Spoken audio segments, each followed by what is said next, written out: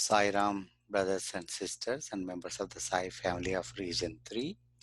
It's a great honor and privilege to introduce today's guest speakers, Bernie and Barbara from Region 1. Bernie was born into a Roman Catholic family, and entire his education was in Catholic Church.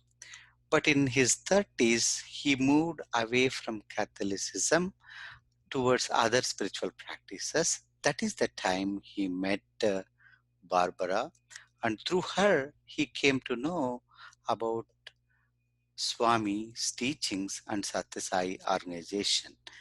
Then he became an active member from then on, and Bernie is currently serving Swami as a regional president of Satyasai Region 1.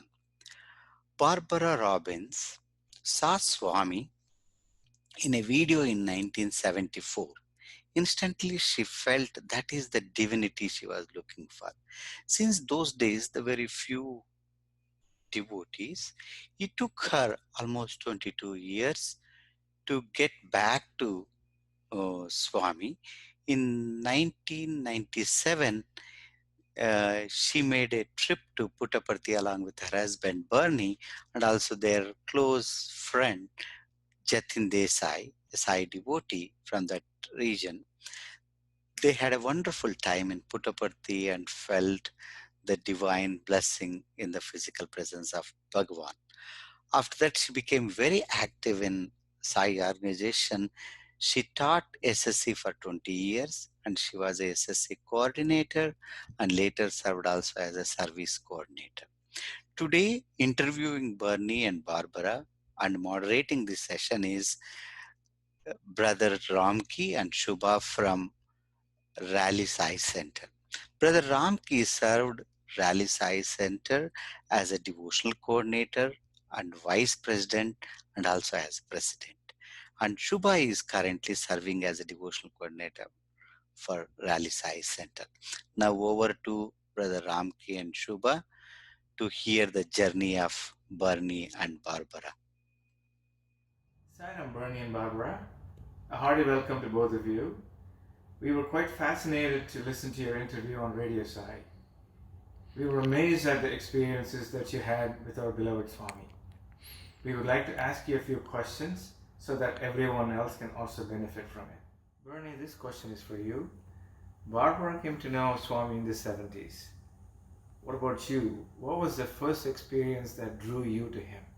Sairam. So for me, I came to Swami much later than Barbara did. And actually, I came to Swami because of Barbara and through her. We had gotten together in life, met each other when we were in a different spiritual group. And then after a few years of that together, we, I think, both kind of realized that we were maybe graduating from it, but weren't quite sure where to go. And so Barbara pursued what she'd discovered, and then it was through her and through her connections that brought home the books that I first began to read. And that's when I realized that she was indeed right, and Sai Baba was definitely divine and well worth getting to know. Barbara, can you walk us through the events that eventually led you to the Sai Center in Connecticut?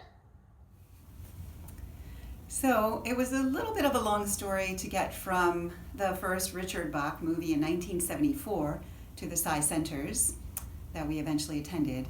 But the trajectory was that after the movie, I didn't know what to do. There were no people around. The fellow that had ordered the movie was not interested in Sai Baba at all. I was the only one that had seen the movie and was interested in it. So I put it on the back shelf of my mind, and then at some point about 12 years later, I was in a bookstore in New Hampshire, and a book found its way into my hands named Eastern View of Jesus Christ.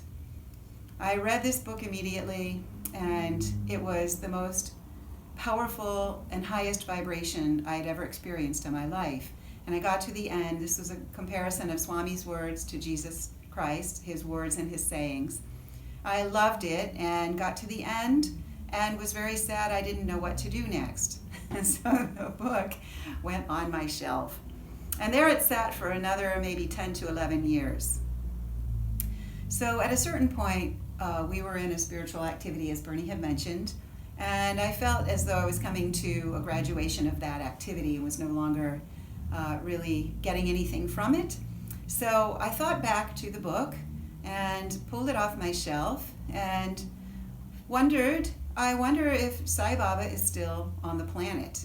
Is he still in embodiment? Is he still having any influence in the world anywhere? So I pulled out the book and I saw the publisher, which was Tustin, California, and I thought, well, I'll write to the publisher and see what they know about this person. So I had a habit in those days of writing to publishers and receiving nothing back. And in this case, the publisher was in California, and I knew how long the mail took to get from the East Coast to California and back. So I didn't expect anything at all. I put out a letter to them asking if Sri Satya Sai Baba was still in embodiment, and if so, what could I find out about people who knew about him. So within 4 days, I got a letter back from California. I don't think that's ever happened before. My letter went out and a letter returned, actually an envelope. They had sent me pictures, and by this time in the mid-90s, two or three centers had come up in the region of Connecticut. So I made contact with the one person from a center in Windsor and was able to start attending Thursday night meetings there. I thought it was very different from what we had been doing, but I was still determined to follow up and see what was going on. So I stayed there for a while and read many, many books and really was highly interested in Baba himself. And at some point decided to tell Bernie about it, and he started reading the books and became very interested as well. He was working on the weekday nights and wasn't able to attend any of the meetings. However, there was a Sunday meeting that was taking place in Farmington. So I will let Bernie tell about that one. Sai Ram.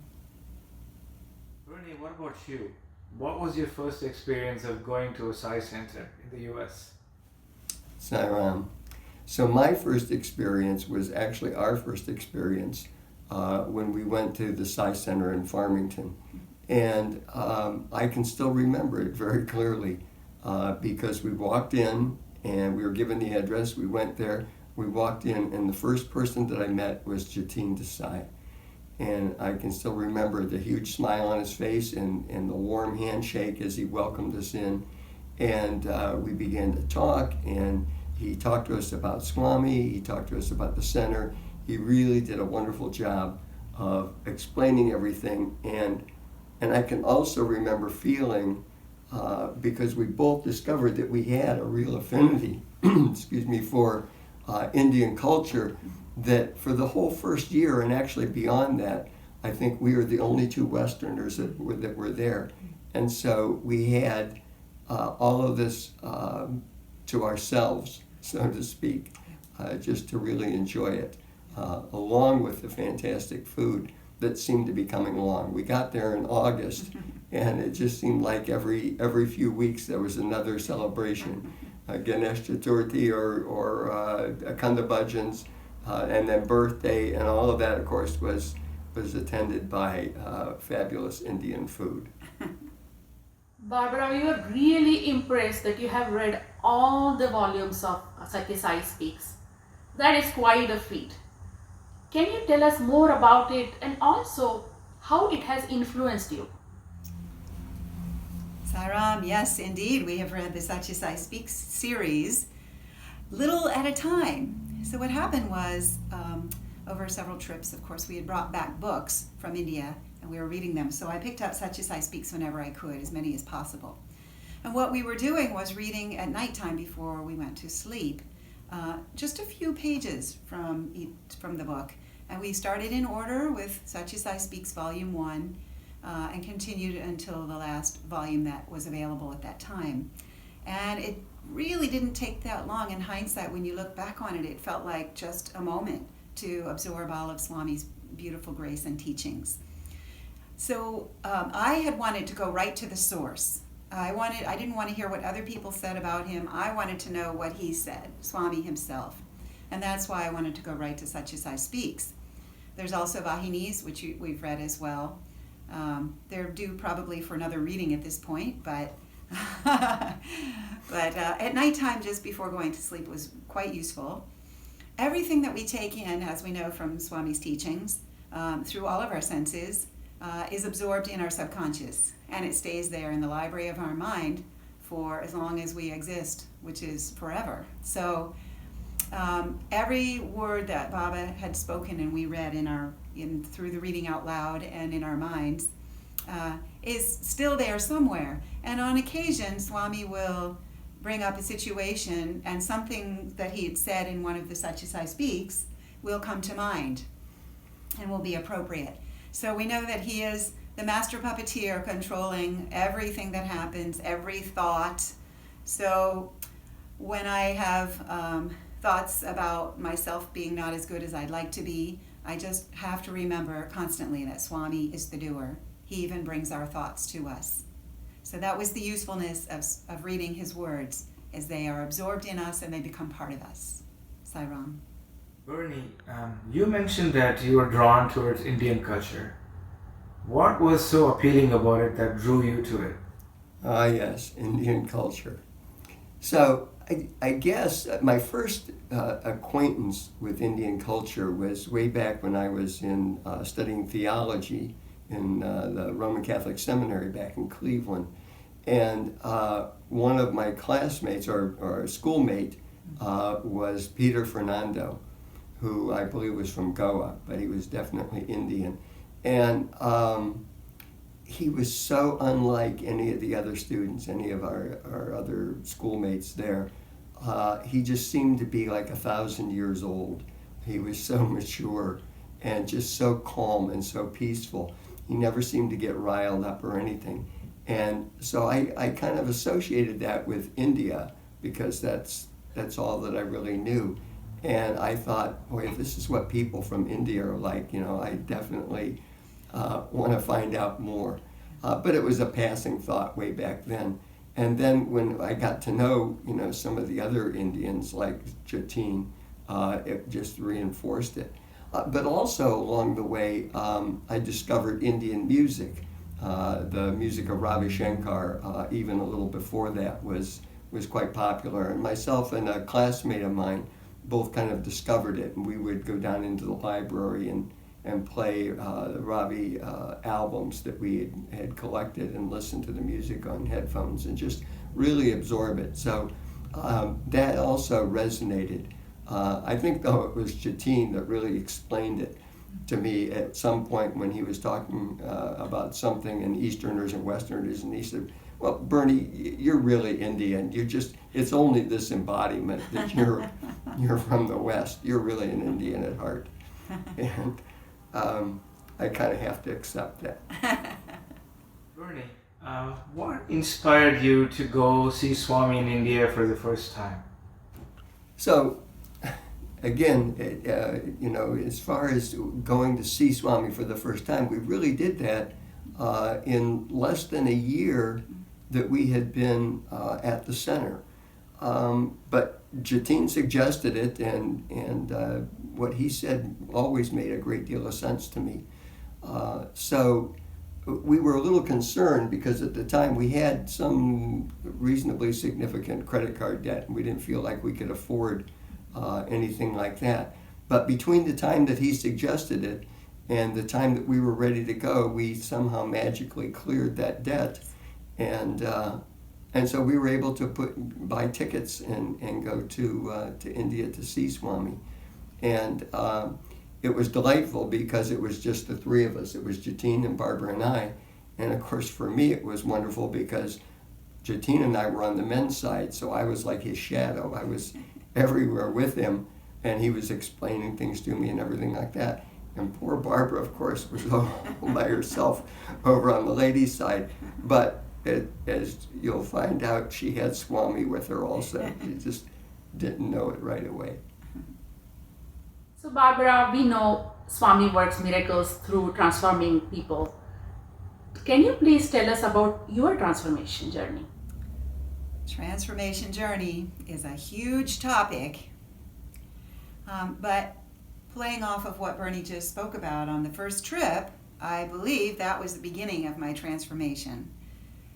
And we had gotten to Puttaparthi, and again, Bernie had said I was the only one I was the only woman going, so I didn't know anyone there, and I had borrowed some clothes, and I didn't know what to do. I didn't know the protocol. We had arrived, after a long flight, as everyone here knows how long it is, and was extremely tired, but we knew there was an afternoon darshan that was taking place. So as soon as we got our room, we changed clothes and went over to the Sai Kulwant Hall. At the time we arrived, there was pin drop silence happening in the hall. And everyone was motionless. There was no movement of any kind. So I walked in through the area where the wheelchair ramp is on the ladies' side. And I did start to go down the ramp, and I just slightly got a shoe away from one of the Seva dolls, but that was the only interaction that I'd had with them. I didn't know who they were. So I basically sat on the ramp and looked through the railing. So I was expecting a great deal, even though I was exhausted. And Swami came through the archway onto the ladies' side, and I said, "I don't feel anything. What's wrong with me?"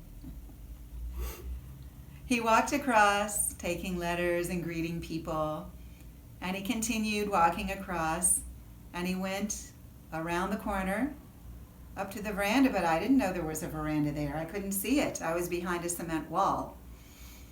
And the next thing I knew, the televisions came on. There were televisions around so that we could see Swami giving a discourse. Well, this discourse was in a language I didn't understand, with a very, very fast translation, and in a very high pitch that was pierced to my very being, exhausted as I was from the trip. I had a bloody nose from the airplane, borrowed clothes, and I just wanted to go to sleep and not be here listening to Swami on a television when I could have done that at home.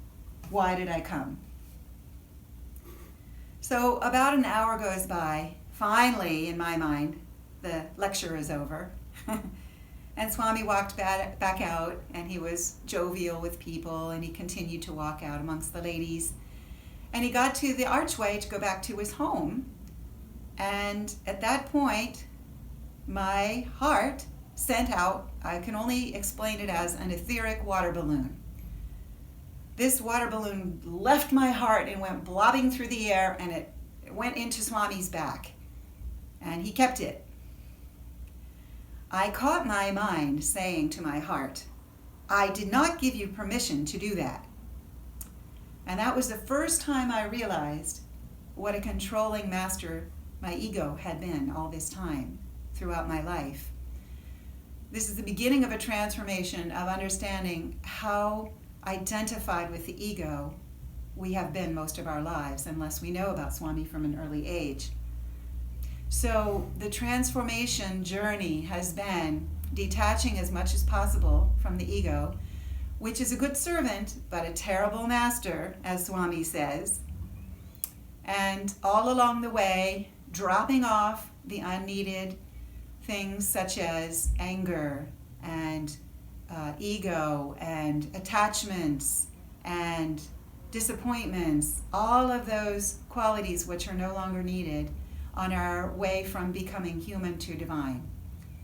I believe that transformation journey is a continuation and has been with me for from that point until now. I would also say that transformation comes through service as well. Serving other people and learning how to see God in them is a huge part of the transformation journey. Sairam. Bernie, your ring incident was truly amazing. Can you please share that with all of us? Sairam. Yes, the ring incident. That it was probably the most important thing I think that's occurred in my life with Swami. It's really central. So it all began, and I did not realize it in the beginning, but now I see that it really began when I was 12 years old. And when I first entered the seminary as a ninth grader, one of the friends that I met very early on, a fellow by the name of Ted, had a star sapphire ring that his father, who was a manufacturing jeweler, had made for him for his grade school graduation. A beautiful piece of jewelry and well beyond anything that most of us would have in the way of jewelry, but most of us didn't have a father who was in the business.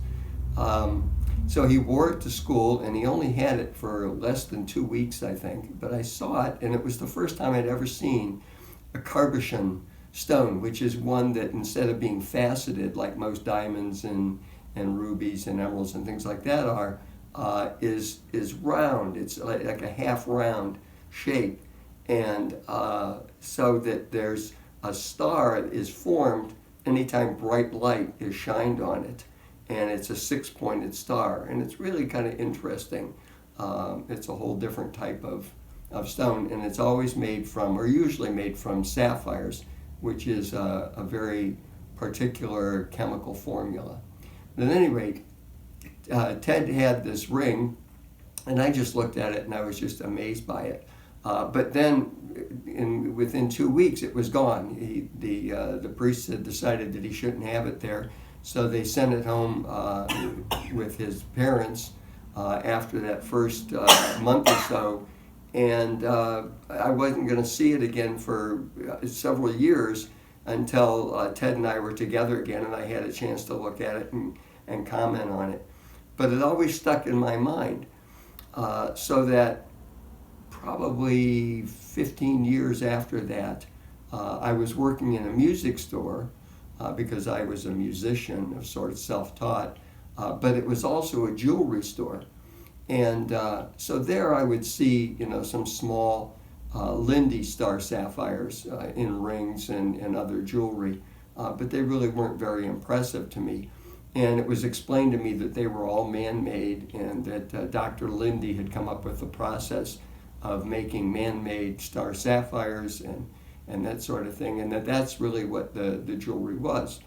And so then one day somebody came into the store and sold a ring that had a much larger star sapphire in it, and it was a white gold, very similar to the one that Ted had. And so I really liked it, and I thought, oh, this is neat. This is the same kind of ring I always liked.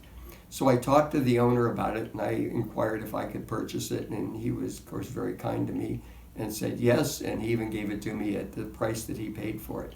So I got a very good deal on it, and so I began wearing that ring on my left hand. And then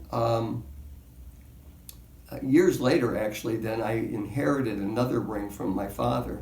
But the star sapphire I always really enjoyed.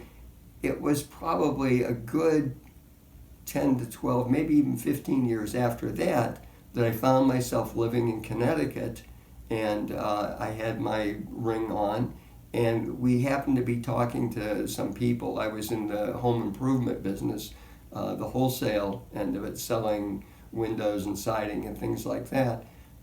When we were talking to a fellow who was renting space from a friend of mine who happened to be a gemologist, and not just any gemologist, but one who specialized in extremely rare stones. And so we were talking, and he mentioned that, and I said, oh, well, I think I have a genuine star sapphire. And he was standing about 6 or 8 feet from me, and he said, I don't think so.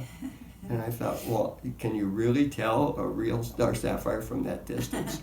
And he said, if it is a genuine star sapphire, it's probably worth $60,000 to $70,000. And naturally, that got my attention, even back in the 80s.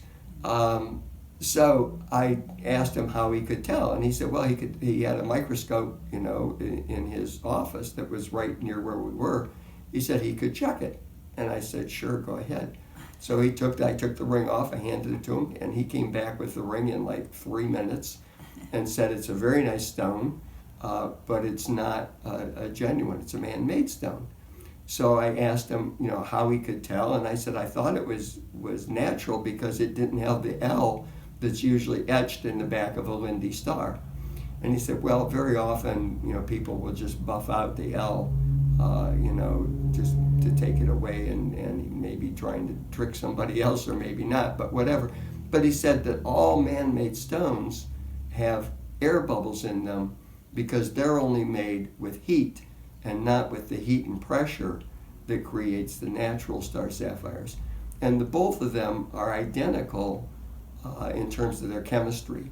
They're both made from aluminum oxide and a few other impurities, so to speak, that give it the exact color that it has.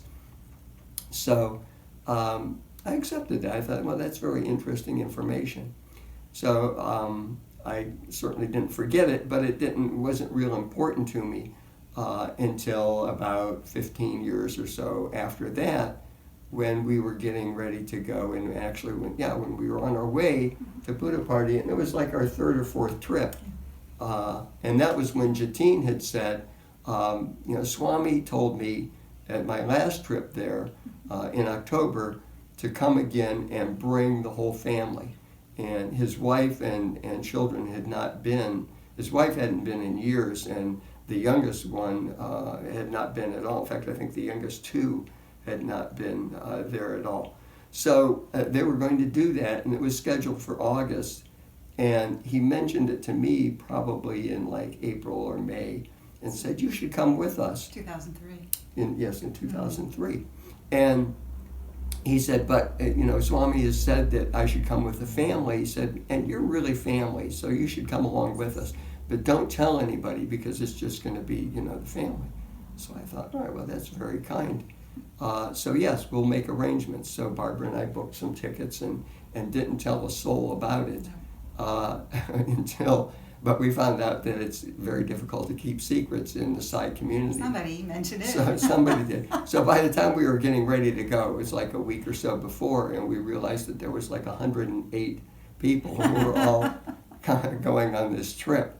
And it was Jatin and Dr. Ravi Dabir and some other people basically from our region who were going. And so when we first got there, and even before we went, we were talking about getting an interview because Dr. Dabir was going to talk to Swami. He was always up on the veranda, and he felt confident that he could get an interview for all of us.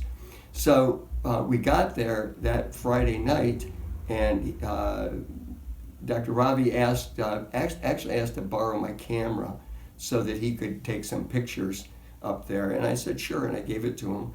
And then the next day, he had talked to, or that evening actually, he talked to Swami, and they negotiated that we would break our group into parts so that, because we were too many to fit in the interview room, and Ravi wanted all of us to have an interview in the interview room. So the first group was Jatin and his family and Barbara and I, and just an interesting mix of other people, all people that Swami chose, clearly. So at any rate, we went there. We were blessed to have a 90-minute plus interview with Swami, and a number of us were taken into the inner interview room so that and at that time, Barbara and I and another woman who we really had just met there went in together, and Swami talked to us and mentioned things. My recollection of that is I was just in such bliss that I could hardly remember anything. But the one thing that definitely stuck with me was, first of all, Barbara talking and the things that she was saying to Swami, and then and everybody could hear most of those outside as well. But at any rate, at some point, Swami came over and stood right in front of me, and I was holding my hands in this pose, and he took my two hands, and he separated them and held them out, and then with his right hand, he blessed both of my hands, and just, touched them on the top. And then he moved back over to somebody else, and so I came back, and I can remember thinking to myself, what was that? What just happened?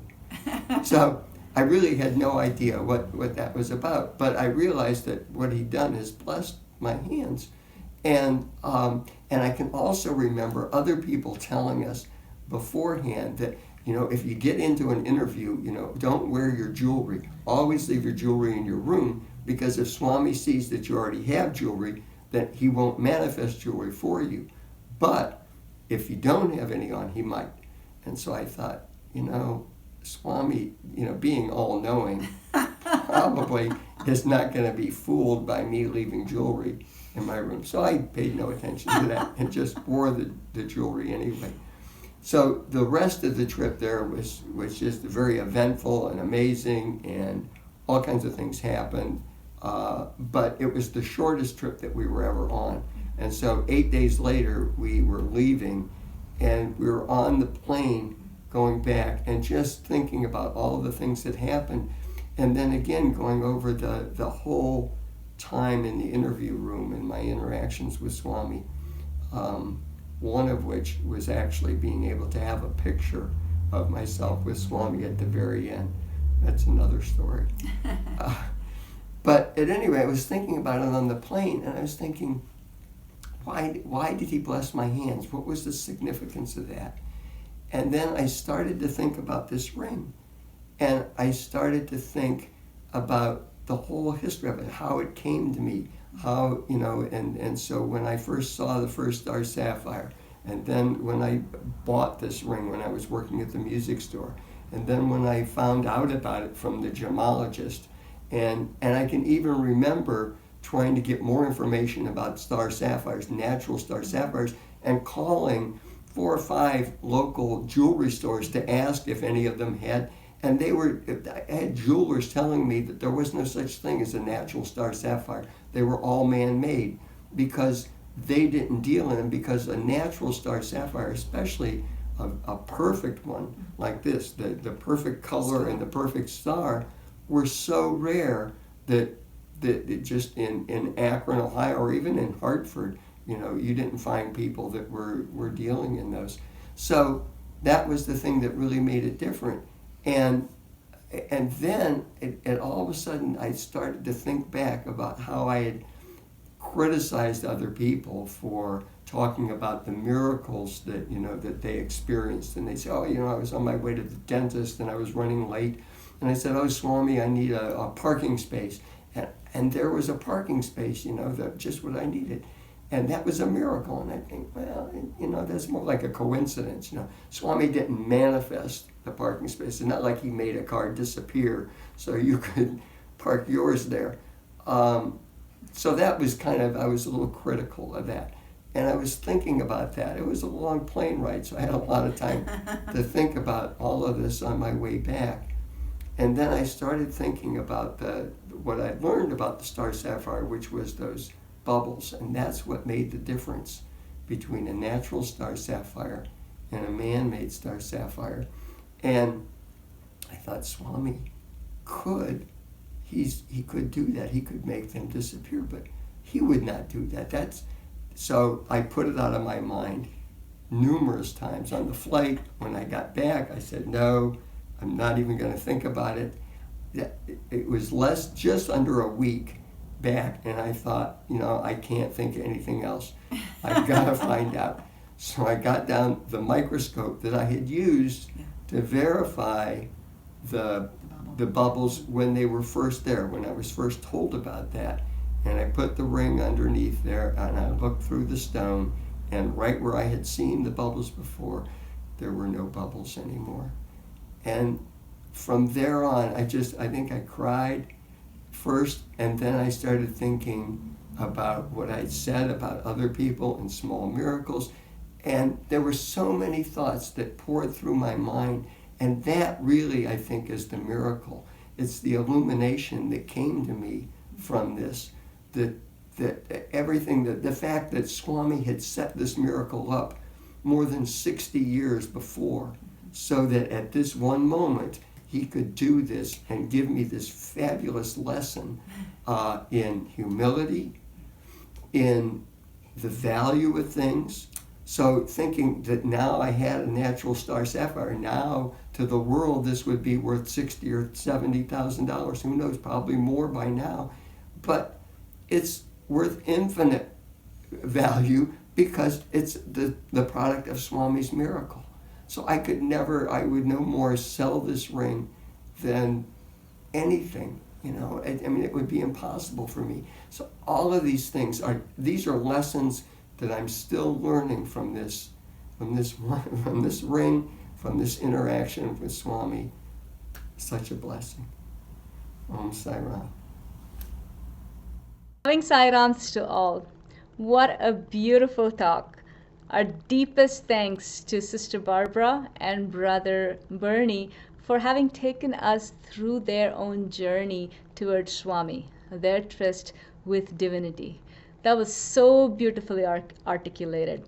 All the way from how Sister Barbara found the book about the Eastern views of Jesus Christ and Bernie's own journey with the help of how Swami guided him through a sapphire ring. Such beautiful ways that Swami makes us connect with him. He draws us onto him and helps us through this journey. Thank you so much, Sister Barbara and Brother Bernie, for such beautiful accounts. Thank you. I also want to express my thanks to our very own Sister Shubha as well as Brother Ramki for having steered these beautiful conversations with their incredible questions. They are continuing to contribute to Swami's organization through so much volunteering that they do themselves. Thank you so much. Brothers and sisters, please join us for 21 Gayatris, Bhajans, as well as the concluding prayers. Jai Sai Ram.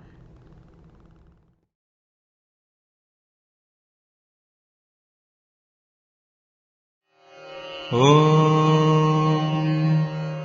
साईश्वराय विद्महे सत्यदेवाय धीमहि तन्नः सर्वप्रचोदयात्। ॐ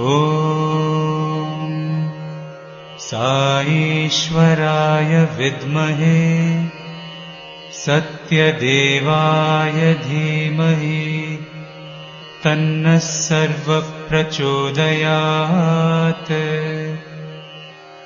ॐ साईश्वराय विद्महे सत्यदेवाय धीमहि तन्नः सर्वप्रचोदयात्। ॐ साईश्वराय विद्महे सत्यदेवाय धीमहि तन्नः सर्वप्रचोदयात्। ॐ साईश्वराय विद्महे सत्यदेवाय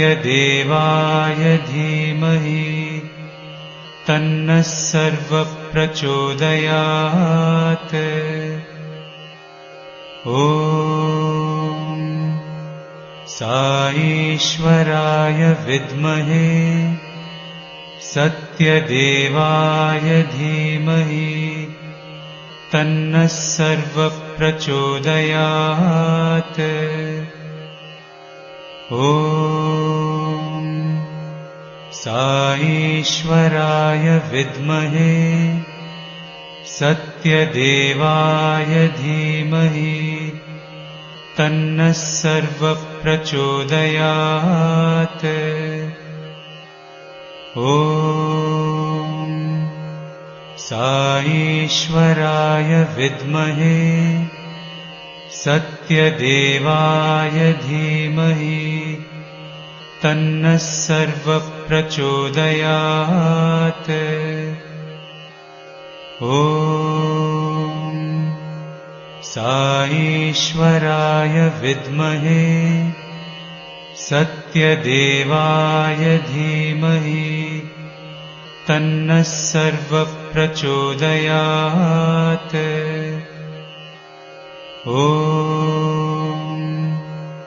साईश्वराय विद्महे सत्यदेवाय धीमहि तन्नः सर्वः प्रचोदयात्। ॐ साईश्वराय विद्महे सत्यदेवाय धीमहि तन्नः सर्वः प्रचोदयात्। ॐ साईश्वराय विद्महे सत्यदेवाय धीमहि तन्नः सर्वः प्रचोदयात्। ॐ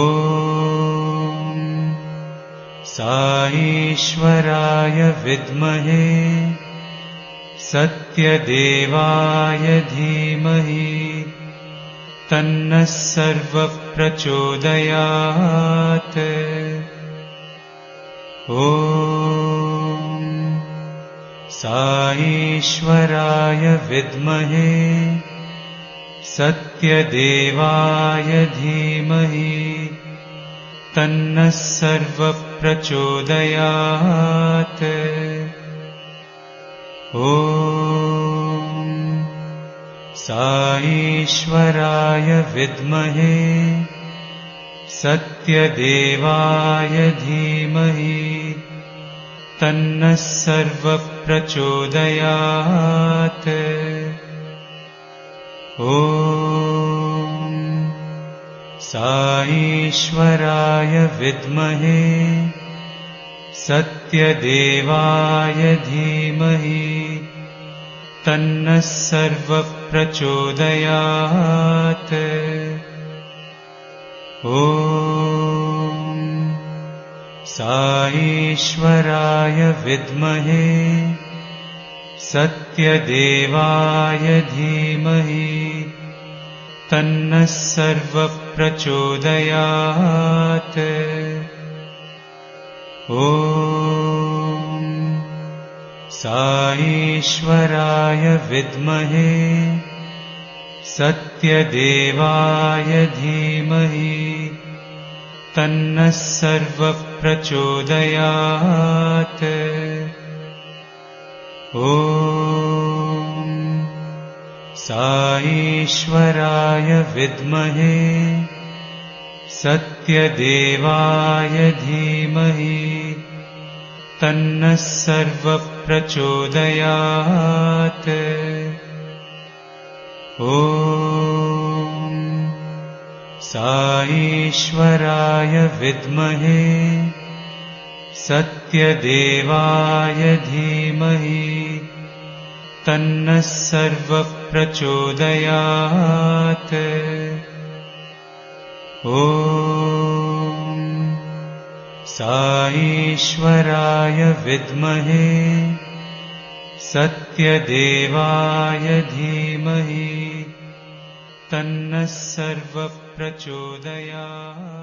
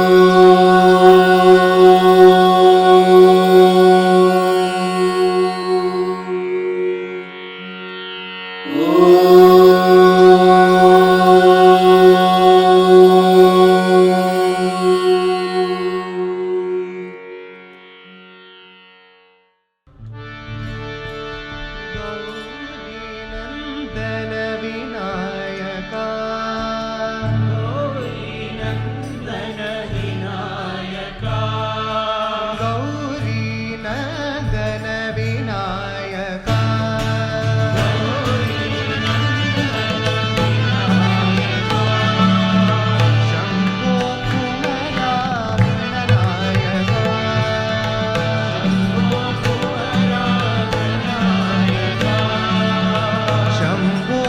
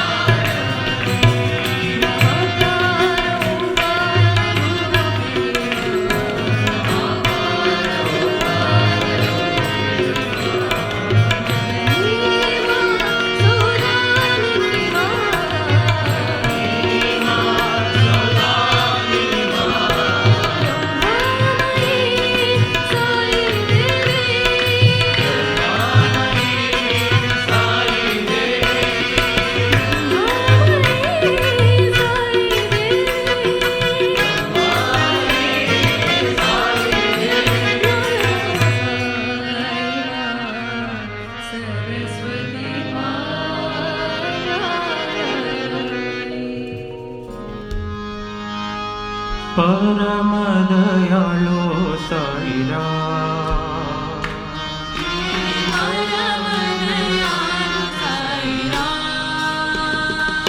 हे परम दयालो साईरा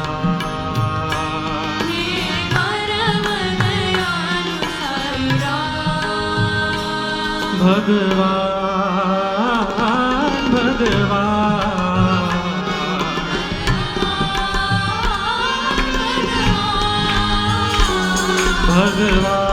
भगवान भगवान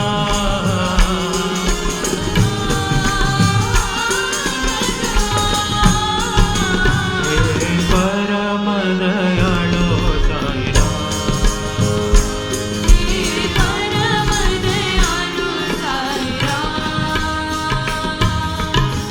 त्रेतायुग में दशरथ नंदना,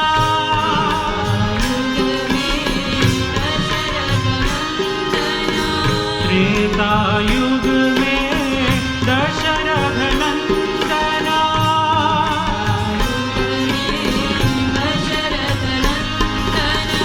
द्वापर युग में मुरली मोहना,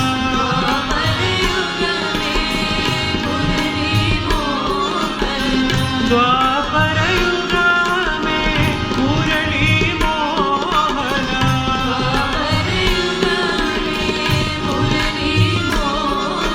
कलियुग में साई नारायण,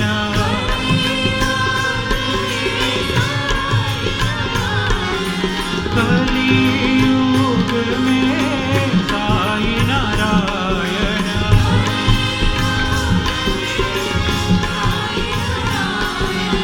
एक प्रभु अनेक नाम,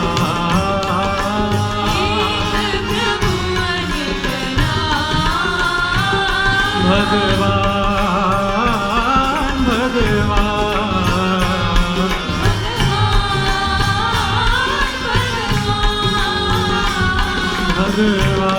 भगवान भगवान,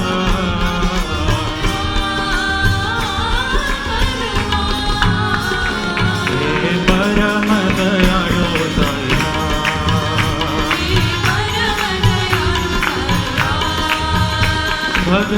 भगवान भगवान,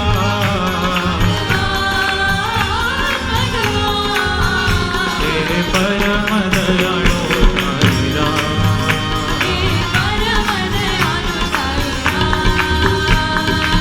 त्रेतायुग में दशरथ नंदना, द्वापर युग में मुरली मोहना, कलियुग में साई नारायण, एक प्रभु अनेक नाम,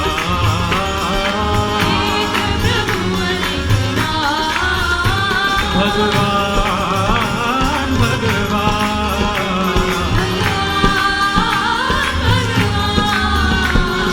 भगवान भगवान,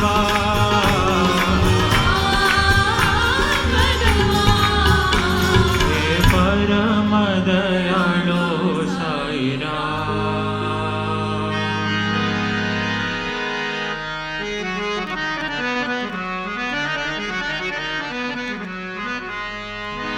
चित्तं गणकरोर्मूले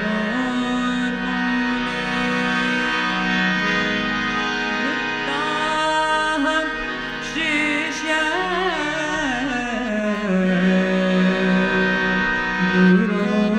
गुरोर्युवा,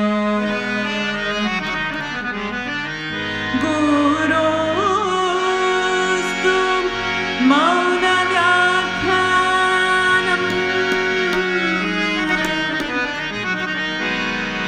शिष्यस्तु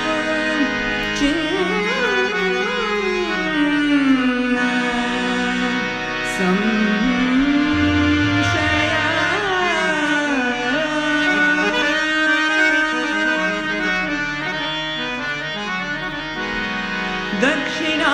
दक्षिणामूर्तिं साई महेशं, दक्षिणामूर्तिं साई महेशं,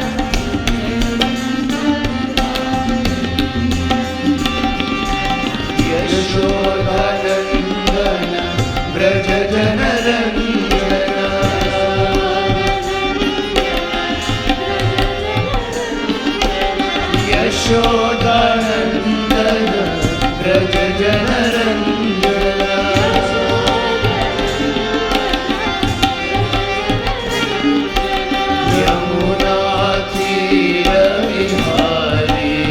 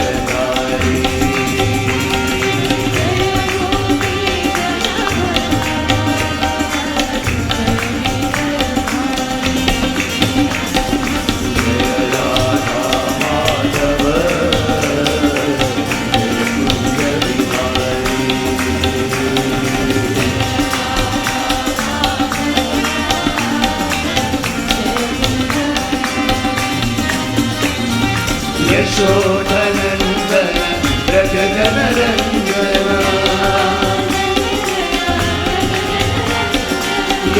यशोधनन्दन व्रज जनरञ्जना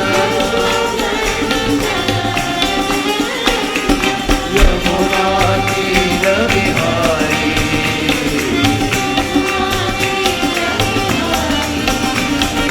यमुना तीर विहारी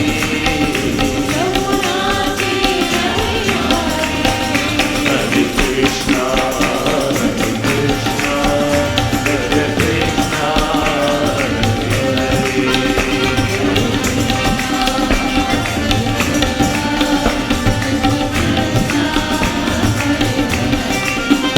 हरे रामा हरे रामा राम रामा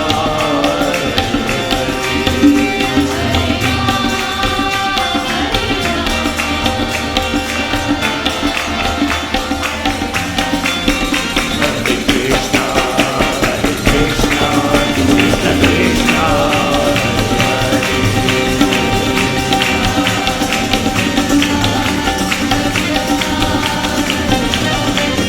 हरे रामा हरे रामा राम रामा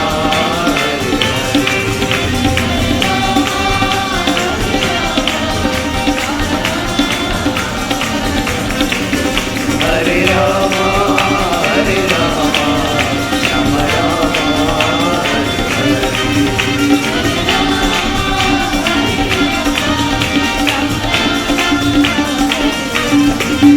राम रामा हरे हरे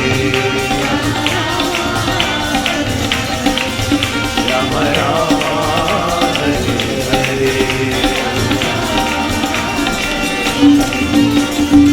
जय राधा माधव जय कुंज बिहारी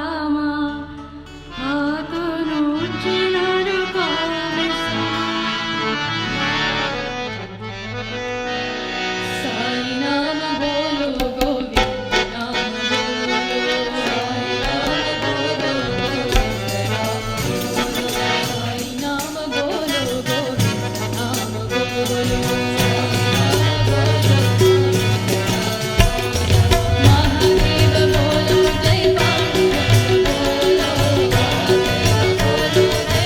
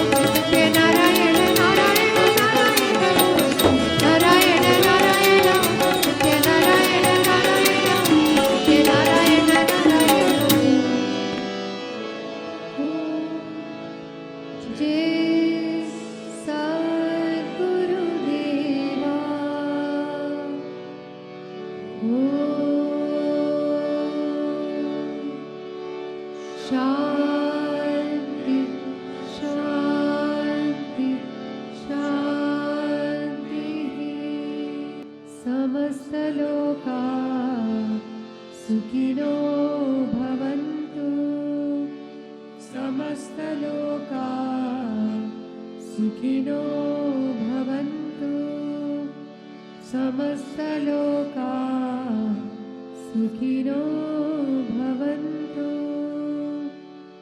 ॐ शान्ति शान्ति शान्तिः ॐ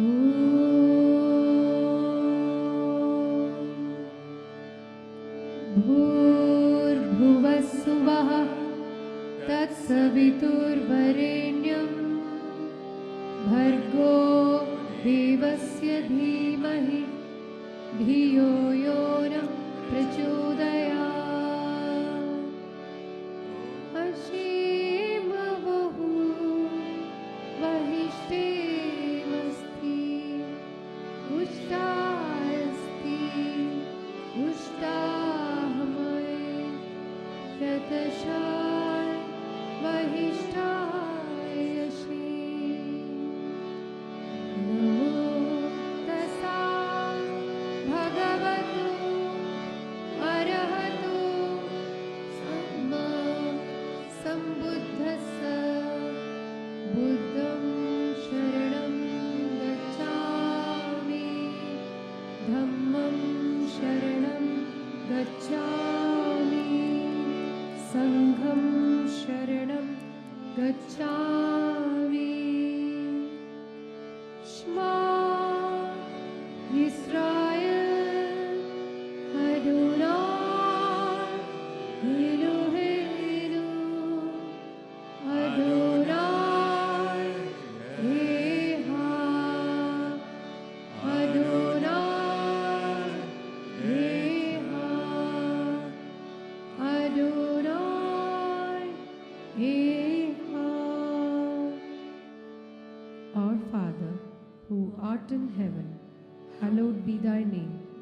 Thy kingdom come, thy will be done, on earth as it is in heaven.